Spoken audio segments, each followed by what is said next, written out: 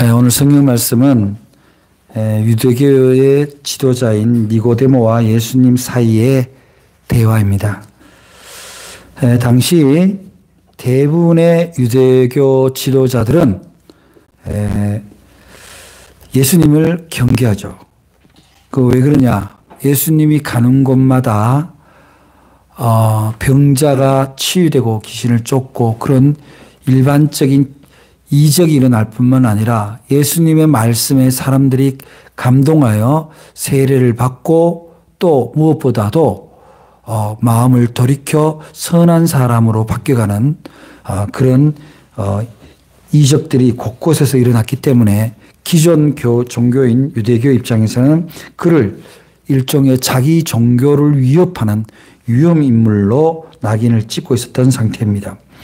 그래서 그런데도 불구하고 이 니고데모라는 사람이 상당히 담대한 사람이라는 걸 알 수 있어요. 말하자면 그 당시로 보면 이단과 비슷한 건데 그 유대교의 지도자들의 눈으로 볼 때는 근데 그에게 와서 예수에게 와서 묻는 자세 그것은 어떻게 보면 굉장히 담대한 용기라고 할 수 있는 거죠. 그래서 그런 내면의 어떤 진리에 대한 갈구 또 신앙에 대한 어떤 원칙을 찾고자 하는 그런 내면의 갈구가 있었지 않느냐 이렇게 생각을 합니다. 그래서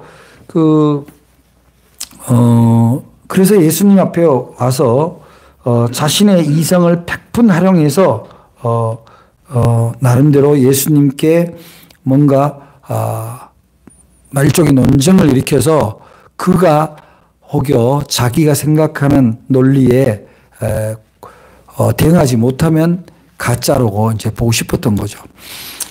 그런데 그날 예수님이 찾아갔는데 가까이서 대화할수록 니고데모는 그런 생각을 했던 것 같아요. 이분이 진짜 메시아일 수도 있겠다. 그런 생각을 들은 거예요. 예수님의 복음 전파 말씀하는 걸 들을 때마다 자신의 감동이 일어나는 걸 느꼈던 거죠. 그래서 따로 예수님이 말씀하시는 무리들에게 말씀을 하시는 자리에서는 말 안 하고 있다가 저녁에 대해서 예수님을 개인적으로 찾아갑니다. 진리에 대한 엄청난 갈구가 있는 거죠. 그래서 찾아가서 이제 니고데모와 예수님의 대화 중에 오늘 우리에게 엄청난 신앙의 진리를 예수님이 말씀하게 되는 겁니다. 기독교의 가장 원칙적인 진리가 니고데모가 질문하는 과정에서 이제 예수님이 말씀하시게 되는 거죠. 오늘 말씀, 우리가 3절부터 봉독했습니다만은 1절, 2절에 보면은 이렇게 나옵니다. 그런데 바리새인 중에 니고데모라는 사람이 있으니 유대인의 지도자라. 그가 밤에 예수께 와서 이르되 랍비여 우리가 당신은 하나님께로부터 오신 선생인 줄 아나이다. 하나님이 함께 하시지 아니하면 당신이 행하시는 이 표적을 아무도 할 수 없음이니라. 그렇게 하고 나서 오늘 예수님한테 이제 예수님이 말씀을 하실 때 사람이 거듭나지 아니하면 하나님의 나라를 볼 수 없다. 그러니까 지금 니고데모의 질문은 예수님이 하시는 일이 하나님 나라에서 나타날 만한 일이다라고 고백을 할 때 예수님의 대답은 사람이 거듭나지 않으면 하나님 나라를 볼 수 없다 이렇게 얘기를 하는 거거든요. 그러니까 네가 내 말을 잘 들어야 된다 이렇게 얘기할 수도 있었지만 그게 아니라 사람이 거듭나야 된다. 거듭나야 된다. 이걸 우리는 한자로 중생이라고 하는 거죠. 거듭나지 않으면 하나님 나라를 볼 수 없다. 그런데 그 당시 사고를 우리는 지금에서는 그게 무슨 말인지 우리가 잘 압니다. 예수 믿고 성령으로 인해서 사람이 본질적으로 거듭난다. 거듭난다는 건 신생, 그렇게 새로워졌다는 거예요. 옛날 사람이 아니라는 거예요. 옛날에 육신을 따랐던 사람에서 하나님의 영을 따라서 살아가는 사람이 거듭난 사람이거든요. 제가 우리 아이들 이름을 지을 때 다 거듭중자를 썼어요. 중년이는 거듭나서 세상을 끌어안으라 그래서 큰일을 하라 그래서 끌어안을 연자를 썼고 중서는 거듭남으로 말미암아 상서롭게 살아라. 그렇게 지었는데 그 거듭남이 그만큼 소중한 거예요. 그런데 이 니고데모는 이성이 발달된 사람이잖아. 아니 사람이 늙었는데 어떻게 거듭나냐 이거야. 그럼 엄마 태 속으로 들어가야 되는 거냐. 그래서 예수님이 대답은 물과 성령으로 거듭나야 된다. 물과 성령으로. 물은 씻음이에요. 물은 씻음, 세례. 씻음이고 성령은 내 씻음이라는 것은 육적인 삶. 나의 육적인 삶의 습관, 성정 이런 것들이 세례를 받음으로 말미암아 씻음으로 말미암아 마치 유대교가 성전에 들어갈 때 물두멍에서 손을 씻고 발을 씻고 성전에 들어가는 것처럼 씻음이에요. 씻음. 이 씻음은 뭐냐면 일종의 자기 결단과 하나님의 은총이 만나는 겁니다. 여러분들 세례 받으셨죠? 여러분 세례 받을 때 신앙을 알고 모르고 가네. 여러분은 여러분의 자의식의 작동으로 해서 온 거예요. 세례를 받으러. 그리고 목사님의 질문에 아멘을 한 거예요. 아유, 그냥 마지못해 분위기에 의해서 했지만, 그렇지만 분명히 나는 간 거죠. 그 세례는 굉장히 중요합니다. 그 자의식이 어느 정도 작동해서 갔던 그 순간은요, 하나님과 내가 만나는 순간인 거예요. 그래서 성부와 성자 성령의 이름으로 세례를 받는 사람은 씻음을 받았다는 얘기거든요. 그래서 씻었으나 어떻게 돼요? 깨끗한 사람으로 못 살아요. 세상의 때를 그대로 묻히고 살아갑니다. 그때 하나님이 우리를 사랑하셔서 성령님을 보내서 그 더러워진 육신이 영혼까지 더러워져서는 안 되니 영혼을 깨끗하게 보존하고 깨끗한 영혼으로 살아가도록 하기 위해서 성령님이 우리 안에 내주하시게 된 거예요. 세례를 받지 않는 사람에게는 성령이 임재할 틈이 없어요. 하나님과 만난 관계가 없기 때문에. 그러니 이 니고데모는 거듭나야 된다는 것에 대해서 이해하지 못하기 때문에 많은 사람이 그렇습니다. 어느 종교에도 그런 게 단순히 여러분 거듭난다라는 걸 단순한 변화로 생각하면 안 돼요. 변신. 단순 변신. 신분 변신. 이런 개념으로만 이해해서는 안 되는 거예요. 화학적으로 본질이 바뀌는 거예요. 완전히 본질이 바뀌는 것이 거듭남이고 새로운 거예요. 오늘이 웨슬리 회심 기념주일입니다. 왜 감리교는 이렇게 해마다 5월 24일 전후해서 주일에 웨슬리 회심 주일을 지키느냐. 여러분, 웨슬리 목사님이 감리교 운동, 메소디스트 무브먼트의 창시자인데 그분이 그 운동이 굉장히 기독교사적 의미로 훌륭하고 그분의 인품이나 목회자로서 위대한 인물이면 틀림이 없죠. 그런데 그분이 보통 우리는 위인을 언제 기려요? 태어난 날, 충무공 탄신일, 세종대왕 탄신일. 세종대왕 탄신일이 한글날이에요. 아니면 추도일. 추도일인데 그 추도일을 기념하거나 탄신일을 기리는 걸 통해서 그 위인을 기억하게 됩니다. 제가 한정도 아동문학상 운영위원장을 맡고 있는데 그분을 기리는 문학상을 그분의 추도일인 6월 23일 전후해서 행사를 해요. 그런데 이상하게 감리교회는 존 웨슬리의 해심일을 기념일로 지켜요. 그 해심일이라는 것은 뭐예요? 마음을 돌이켜서 거듭났다라는 걸 의미하는 겁니다. 그런데 우리가 좀 유심히 볼 필요가 있어요. 1738년 5월 24일 날 존 웨슬리가 런던 올드스 게이트 거리 안에 있는 모라비안 교도들이 예배 드리는 곳에서 마틴 루터가 쓴 로마서 주석을 서문을 함께 읽으면서 그 안에서 뜨거운 마음의 감동을 받았다. 이렇게 나오잖아요. 근데 이때가 언제냐면은 존 웨슬리 목사님은 여러분들이 잘 알다시피 성공의 신부인 사무엘 웨슬리의 아들이고 믿음이 청교도 출신의 믿음이 아주 정말 철저한 수잔나, 어머니 수잔나의 아들이죠.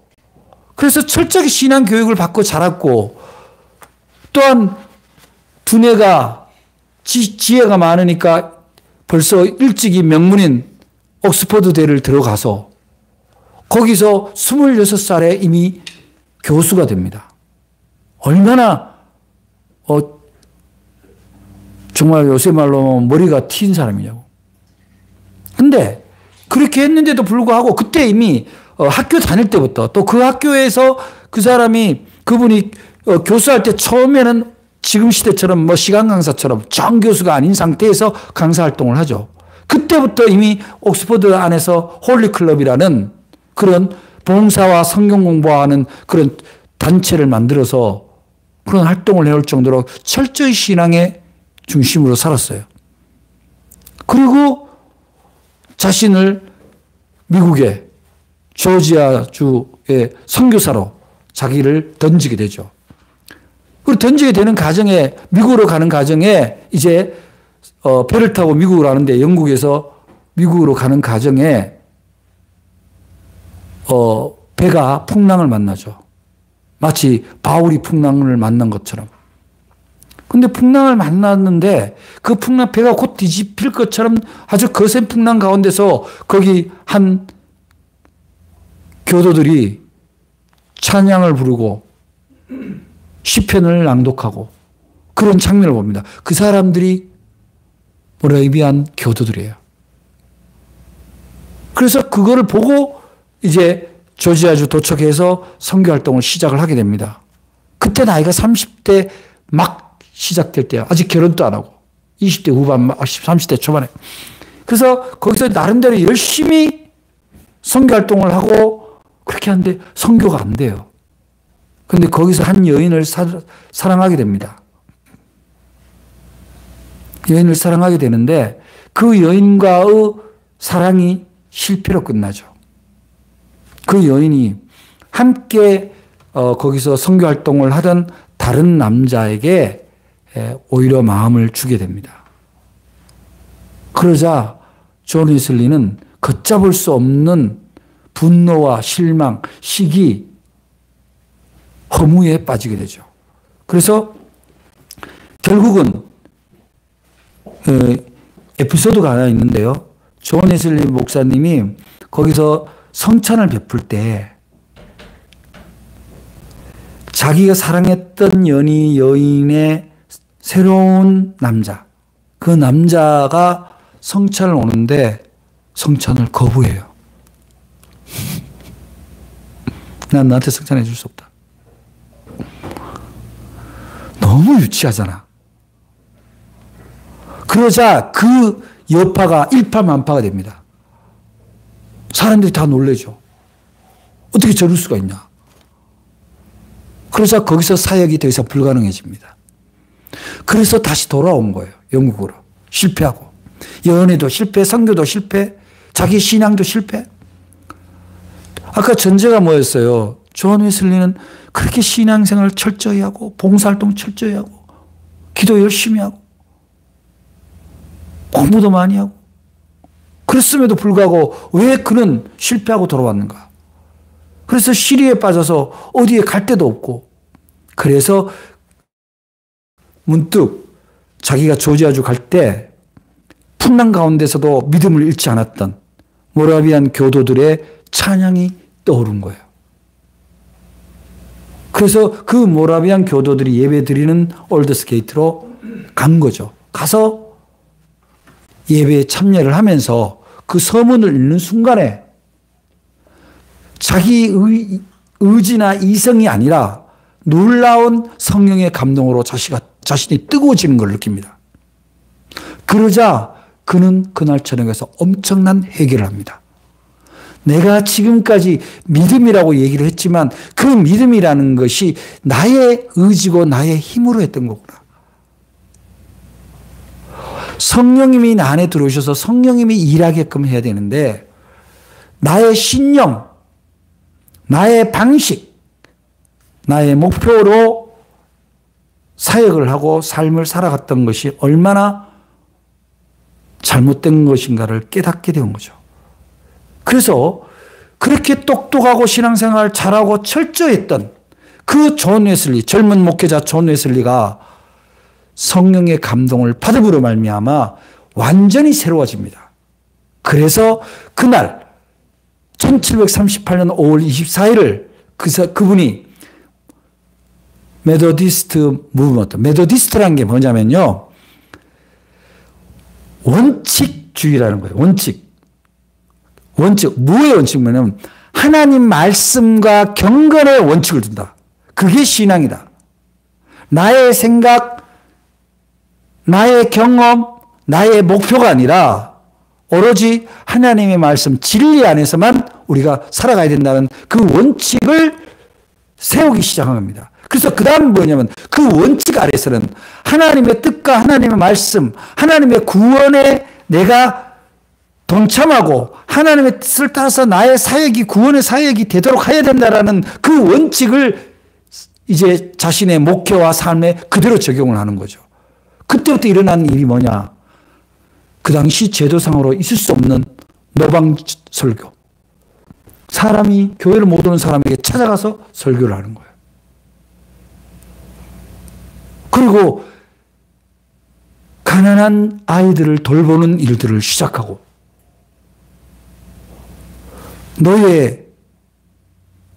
그 당시 흑인을 다 가축으로 봤어요. 사고 파는 거, 일하는 가축. 그런데 그 사람으로 보고 예수를 믿는 사람은 절대로 사람을 사고 팔아서는 안 된다. 그 노예 해방 운동을 하고 가난한 사람들에게 무이자로 돈을 빌려주는 신용협동조합 일을 하고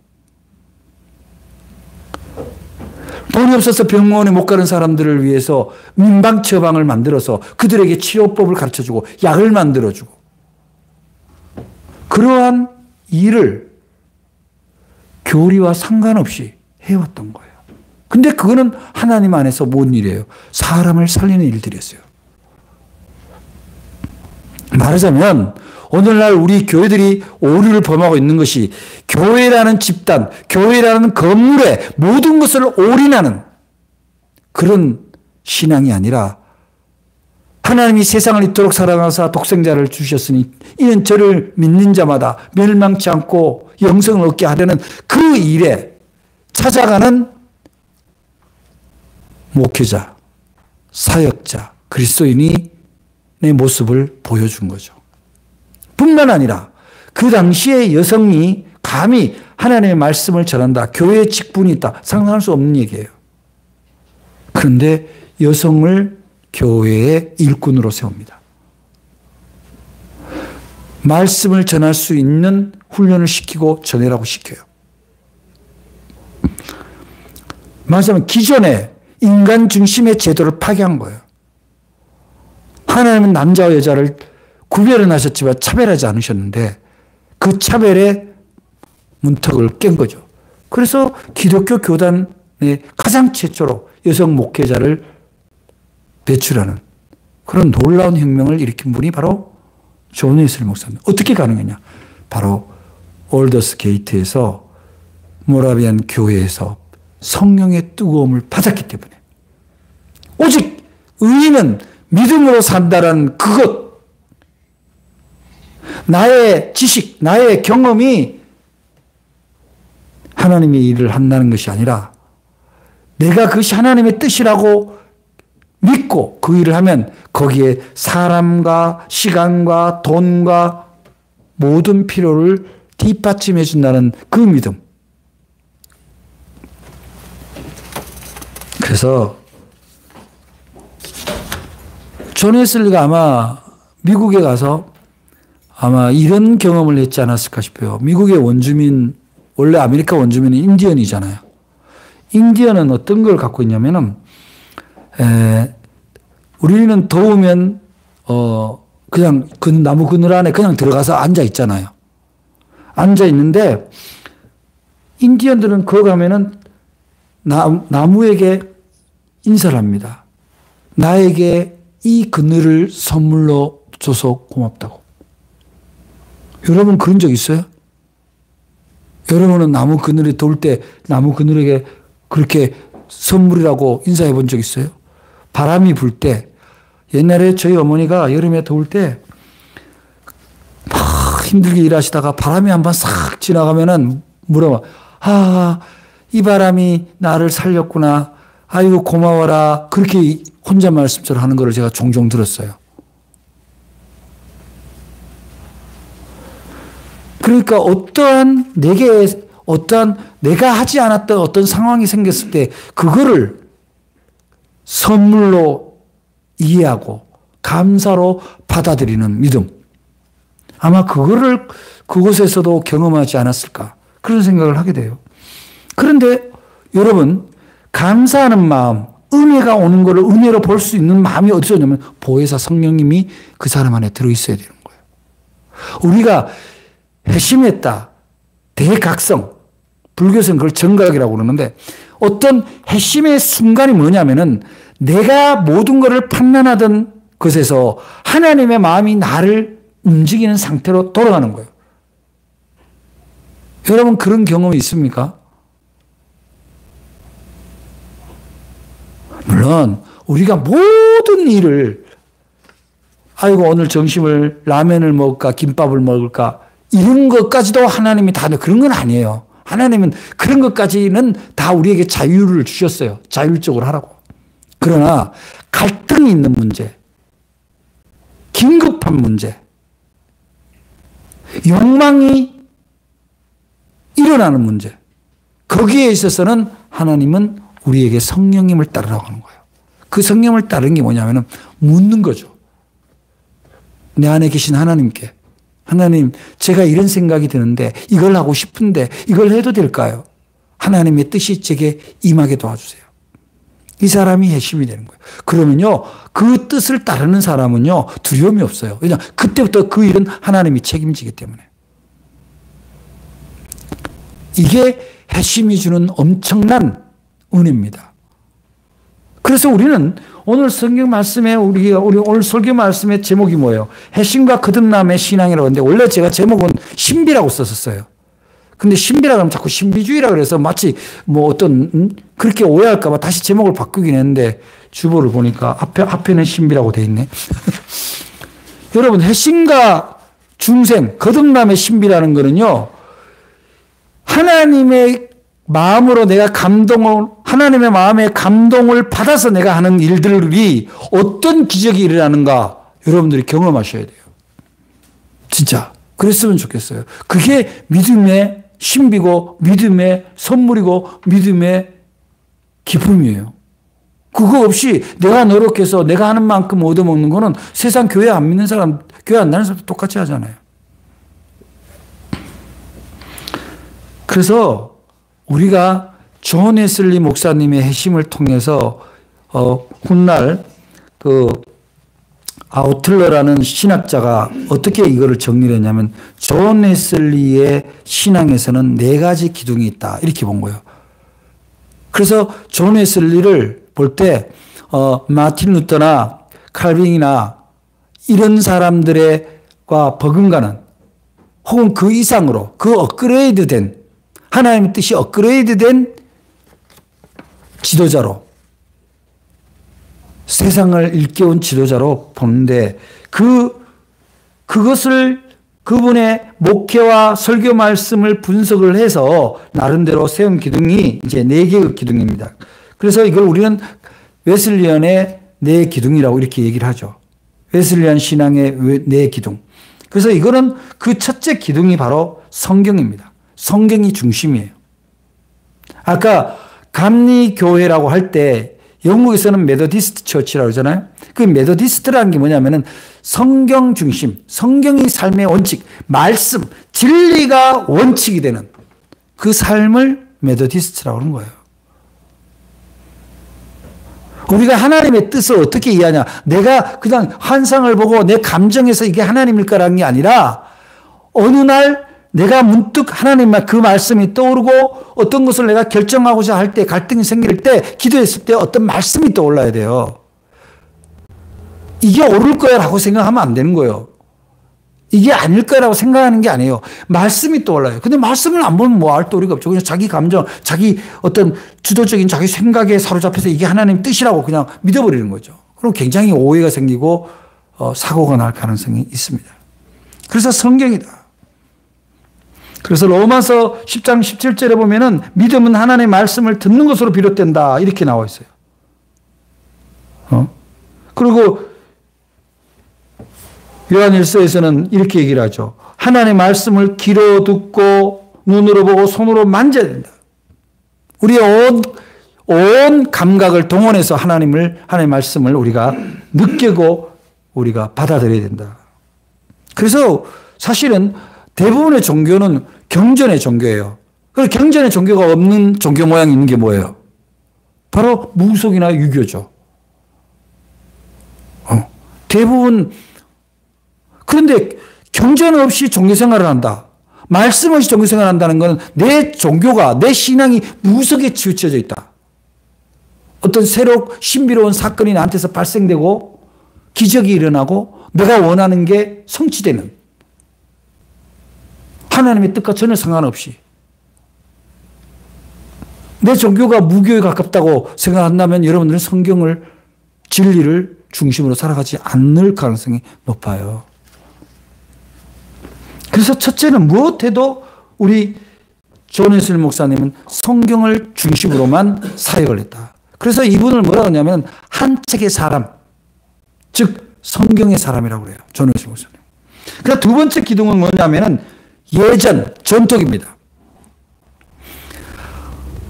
초대 기독교로부터 출발을 해서 신약에서 나온 하나님 앞에 예배드리는 어떤 찬양과 말씀과 봉사와 거룩한 교제, 이것의 전통, 그 거룩한 교제 안에는 하나님과 나와의 거룩한 교제가 있는 거예요. 그게 뭐냐? 바로 성례전이에요.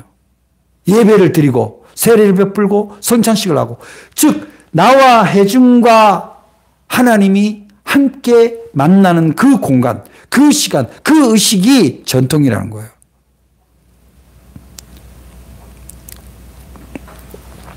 그래서 우리가 일찍이 사도신경, 이 사도신경을 거의 1500년 이상 지나도록 우리가 고백하잖아요. 무슨 의미인가요? 우리는 바로 전능하사 천지를 창조하신 하나님과 그 외아들 예수 그리스도와 그가 십자가 돌아가신 것과 부활하신 것과 성령님이 우리에게 오신 것과 이런 것들은 우리가 그대로 우리의 예배 안에서 고백되어야 된다는 것이 거룩한 전통인 거죠. 성찬식. 예배 가운데 회개의 기도와 감사의 기도가 있어야 되고 하나님을 높이는 찬양이 있어야 되고 그리고 하나님의 말씀의 선포가 있어야 되고 결단이 있어야 되고 그리고 성도 간에 거룩한 교제가 있어야 되는 이게 전통인 거예요. 그게 깨지면요. 안 된다는 거예요. 존 웨슬리 목사님이 파격적인 목회 활동을 했지만 그 전통을 깨고가 아니에요. 그러한 온전한 신앙인으로서 우리가 가져야 될 하나님과 나와 회중 간의 교제, 말씀과 기도의 문제를 제껴놓고 파격적일 수는 없다는 거죠. 저도 우리 교회도 교회 중심의 사역은 안 하지만 예배의 중심은 살아있어야 된다는 거예요. 세 번째 기둥이 뭐냐면 이성입니다. 이성이란 게 뭐예요? 하나님이 우리에게 주신, 이성도 하나님이 우리에게 주신 지혜의 작동이 이성이에요. 근데 이성은 뭘 전제로 하냐면은 나와 상대방, 다른 사람에게 객관적 설명이 가능한 논리를 갖춰야 된다는 거예요. 설명 가능한 이유가 있어요. 이렇게. 그게 갖추고 있는 게 이성이에요. 여러분, 신앙생활과 문학이라는 특징, 시의 특징이, 공통점이 뭐냐면은 주관적으로부터 출발한다는 거예요. 대부분 신앙은 주관적이죠. 근데 그 주관적인 신앙이 다른 사람에게 전달될 때, 객관화될 때 무엇이 필요합니까? 저 사람이 이해할 수 있는 설명, 논리가 준비되어야 되고 저것을 이해할 수 있는 나의 행동이 내가 믿는 믿음과 내가 고백하는 성경 말씀에 대한 것과 내 삶이 하나로 모여져서 저 사람들이 나의 삶을 들여다볼 때 그것이 객관화될 수 있는 거죠. 우리 기독교인들이 사람들로부터 다소 오해를 받거나 질시받는 게 뭡니까? 저 사람이 믿는 믿음의 예수와 저 사람의 삶이 뭔가 매칭이 안 돼. 아무리 봐도 닮아 있지를 않아. 그러면 사람들이 우리의 신앙을 객관화시키는 것을 발견하지 못합니다. 그래서 우리의 이성은 어디로 작동을 하냐면은 하나님 앞에 이성으로 작동하는 게 아니라 지금 나와 함께 있는 그 누군가에게 우리의 신앙이 이성적으로 증거되어야 된다는 거예요. 설명 가능해야 된다. 우격다짐이 아니라는 거예요. 공감이 있어야 된다는 거예요. 여러분의 신앙은 다른 사람한테 공감을 주고 있습니까? 공감이 없는 신앙생활, 공감이 없는 복음의 말씀을 가지고는 영혼을 구하기가 어렵고 나도 구원받기 어렵다는 사실입니다. 그게 세 번째 기독인 이성이에요. 굉장히 중요해요. 다른 교단에 없는 설명이에요. 네 번째가 그럼에도 불구하고 네가 이렇게 성경과 전통과 이성으로 하나님을 진짜 체험했냐 이거야. 그 세계는 누구나 할 수 있어요. 근데 내가 하나님을 만난 체험이 없어. 내가 기도의 응답을 받은 체험이 없어. 내가 감사의 체험이 없어. 내가 하지 못하는 걸 하나님이 해주셨다라는 믿음의 고백의 체험이 없다면 그건 다 거짓이 되는 거예요. 그래서 이 네 기둥. 근데 우리 하나님을 체험할 수 있는 거는요, 유일하게 할 수 있는 거는 말씀과 기도예요. 나의 삶의 기준이 하나님의 말씀에 근거해 있고,